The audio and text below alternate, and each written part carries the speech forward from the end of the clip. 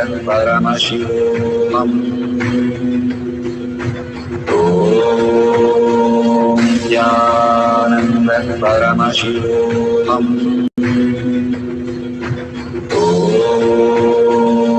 Jnanam Paramashivamam. Jnanam Paramashivamam. Jnanam Paramashivamam. Jnanam Paramashivamam.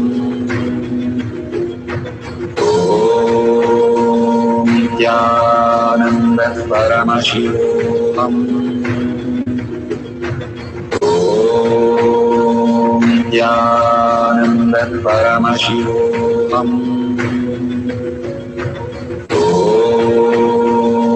Jnanam Paramashivamam. Jnanam Paramashivamam.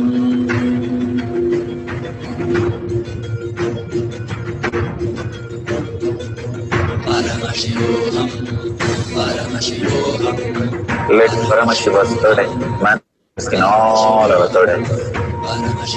Let the Amrita pour, let the Varni open up, manifest in all of us.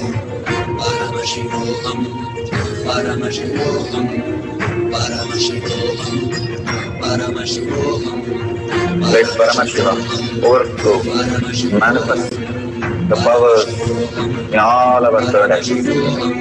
Om Jnanam Paramashivamam.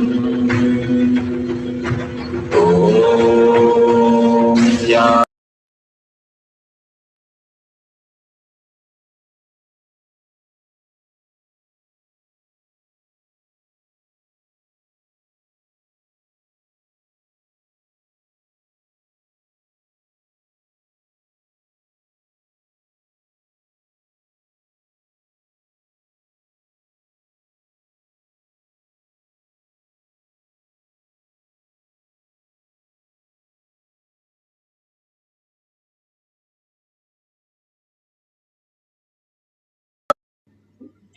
So beautiful. For the first cycle, you can verify, you can see the places, you can see your hands. If you started getting white dots, you can see if the white dots are appearing. That's beautiful. You can see in your hand how the manifestation simply starts happening in your hand. As white dots, you can see, or you can put a torchlight and see how these beautiful happenings, they spend trillions of dollars for these things. We just get it enjoying the powerful cognitions and just the chanting. Our hands are always loaded with all the kumkum and vibhuti and all that. You can now see with yourself in your hand or in the deities that you have kept how the small particles starts happening as reality. You can see very small particles starts happening in your hand. That's so beautiful. How these just materialize from anywhere. We chanted just for 10 minutes and how these things just like that appear. If you still feel like only Kundalini energy, you feel like tingling, that's okay.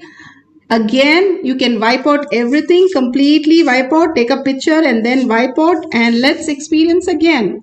If it is happening, it should happen again and again and again. And if it's not happening, don't leave it unless it happens, because it is for everyone to experience, each and everyone to experience the Paramashiva space. If we are breathing, is everybody breathing? Yes. Even the animals, even the dogs, even the plants, even the insects, everything is breathing. The same way, everybody is a manifestation. Everything is a manifestation. The more and more you recognize that you are manifesting, you start recognizing more the manifestation simply happens just like a Leela. You don't have to do anything. Just be in the presence of Bhagavan in the Kailash courtyard and the manifestation. One kid asked me, I didn't do anything. It is just moving. Exactly. We don't have to do anything. That is what Bhagavan says. Don't do anything. That keep yourself just shut down like completely so that the inner space where it has to happen starts happening as reality. So we'll have one more cycle. Deeply just start chanting and deeply engage yourself in Paramashiva. Again and again into the deepest space of Paramashiva of chanting. You will recognize your inner space because everybody has recognized. It's like, do you know to sleep? Everybody does sleep. And we do recognize we are not aware of it. Many a times we call different words. That's what Bhagavan says. The success is consciousness. The desire which gets satisfied is consciousness. The very nature is consciousness. All that you experience is consciousness, but we don't recognize it, label it. Now let's start labeling and patenting it and recognizing it. That we are Paramashiva and all the manifestation, let it happen just like that, a free flow from us. Let's not stop with our self-doubt, self-denial, self-hatred. Let's drop that and catch up what we are, the ultimate space to create ultimate realities. So let's start chanting the Mahavakya intensely with such a joy and such a bliss. And you soaking into that bliss, the entangling with Bhagavan, holding that bhava of PARASHAKTI, so gorgeous, so beautiful eyes, so beautiful she is, graceful, and she is blessing all of us. Hold that beautiful space and start chanting the Mahavakya for the power of materialization, second cycle.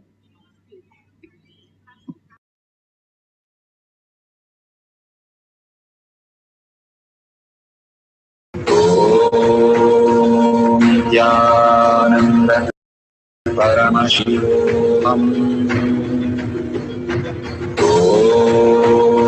Nityananda Paramashivam Om Nityananda Paramashivam Om Nityananda Paramashivam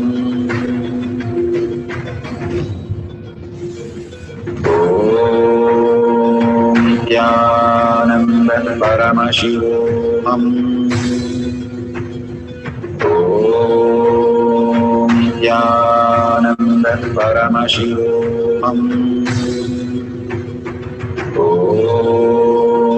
Nityananda Paramashivam Om Nityananda Paramashivam Om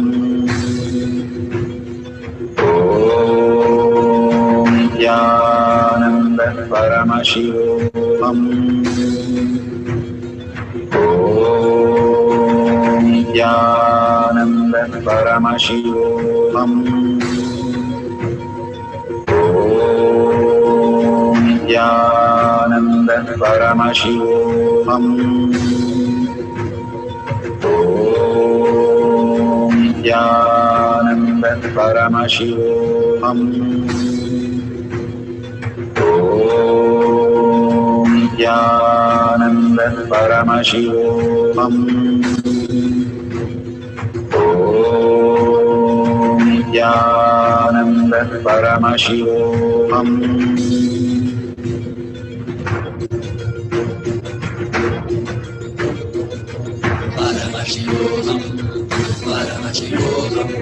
Let Paramashiva's third eye manifest in all our third eyes. Let the Amrita pour, let the Om Nityananda Paramashivam Om Nityananda Paramashivam Om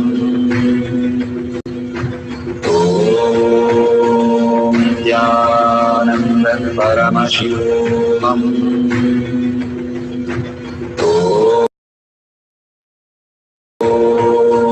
Nityananda Paramashivam Om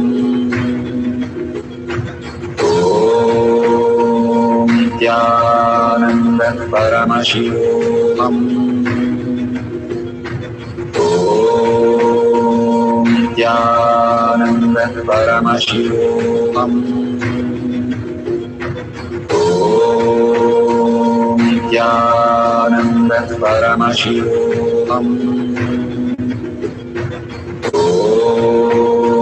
Nityanand परमशिवोऽहम् नित्यानन्द परमशिवोऽहम् ॐ नित्यानन्द परमशिवोऽहम्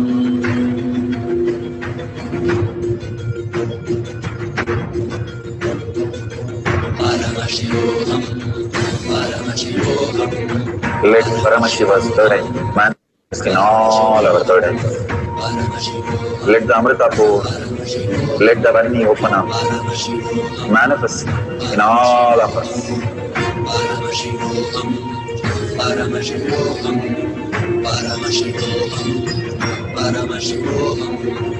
Let Paramashiva overflow, manifest the powers in all our third eyes. Om Nityananda Paramashivoham. Om Nityananda Paramashivoham.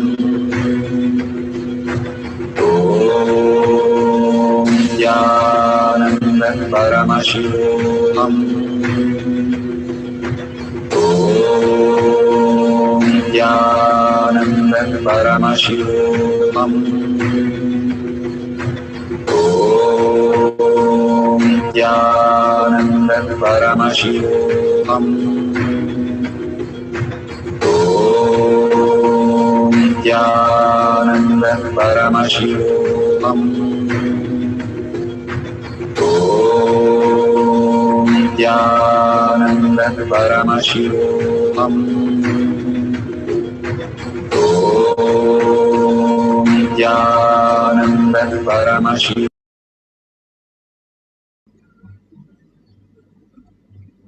So beautiful.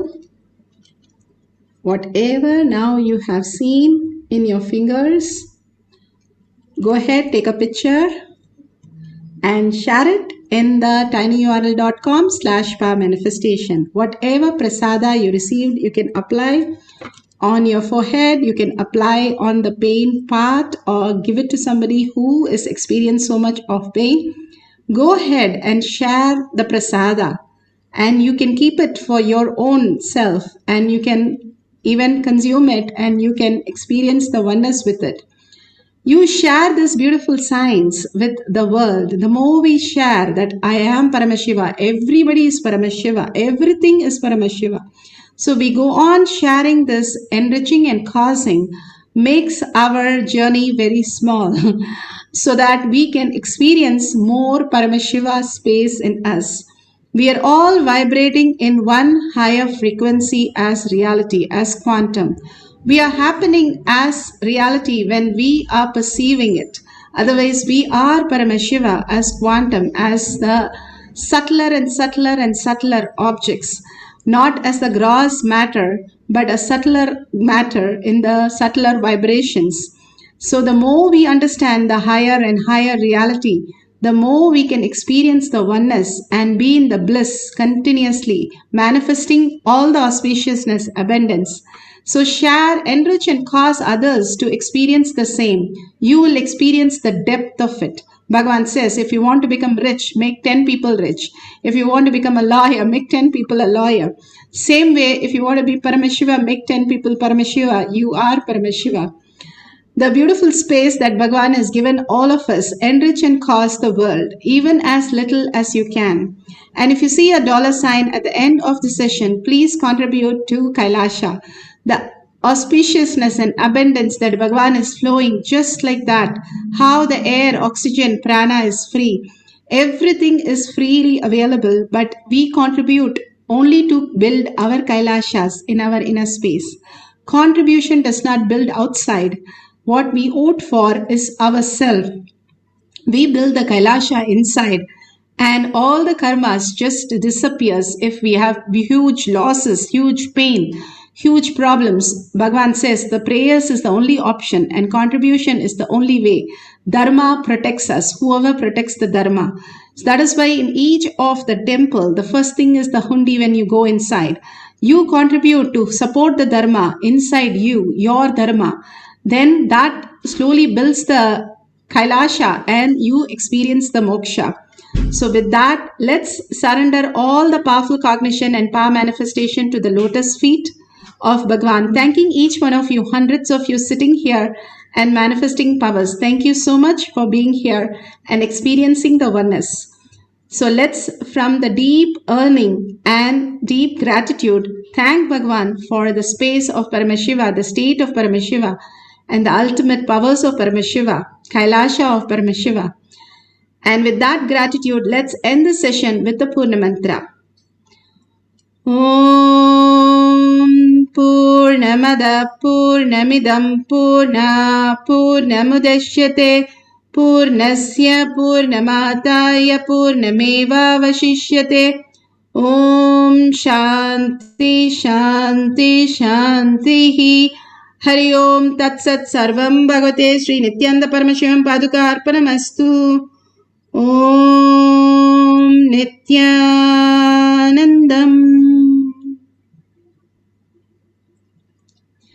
Thank you so much. See you afterwards in the next satsang, after next satsang, or